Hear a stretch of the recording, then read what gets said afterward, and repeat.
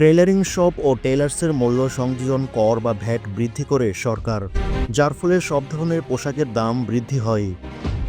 পোশাক তৈরির দর্জিকে নিতে হবে বাড়তি টাকা, সে সঙ্গে ব্র্যান্ড ও নন ব্র্যান্ডের সব ধরনের তৈরি পোশাকের দোকানগুলোতে ভ্যাট বৃদ্ধি করা হয় দ্বিগুণ।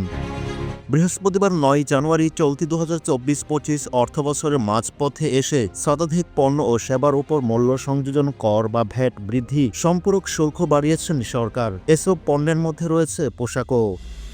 এদিন এ সংক্রান্ত দুটি অধ্যাদেশ জারি করা হয়। অধ্যাদেশ দুটি হল মূল্য সংযোজন কর ও সম্পর্ক শুল্ক সংশোধন অধ্যাদেশ ২০২৫ এবং দ্য এক্সাইজ অ্যান্ড সল্ট সংশোধন অধ্যাদেশ ২০২৫।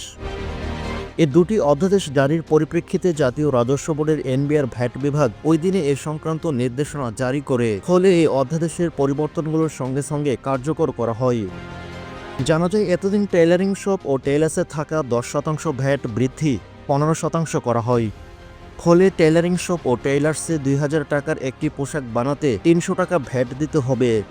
এতদিন সেটি ছিল ২০০ টাকা, খরচ বৃদ্ধি পায় ১০০ টাকা। অন্যদিকে ব্র্যান্ড ও নন ব্র্যান্ড সব ধরনের তৈরি পোশাকের দোকানে ভ্যাট বৃদ্ধি করা হয় দ্বিগুণ। আগে এসব দোকানে ভ্যাট ছিল ৭%, এখন সেটি ১৫% বৃদ্ধি করা হয়। তার মানে পোশাক কেনা কিংবা বানানো উভয় ক্ষেত্রেই ভোক্তার খরচ বৃদ্ধি পেল।